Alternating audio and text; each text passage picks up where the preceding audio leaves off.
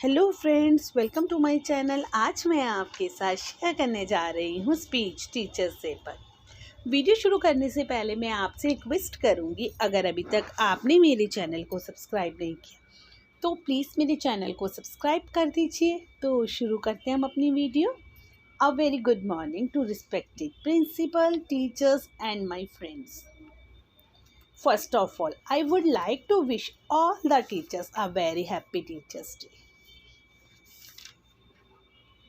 As you all know, Teacher Day in India is observed on September 5th, the birth anniversary of the second President of India, Dr. Sarvepalli Radhakrishnan. He was an excellent teacher who believed that teachers should be the best minds in the country. We all have learned a lot from our teachers. They not only teach us but also guide us, motivate us, and made us a successful person. Teachers play a hug role in students' lives. This is why I would request all of you to respect your teachers always.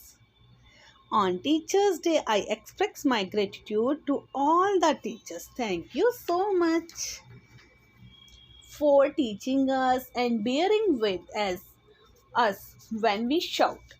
We promise to be good students, and one day all of us will make you proud.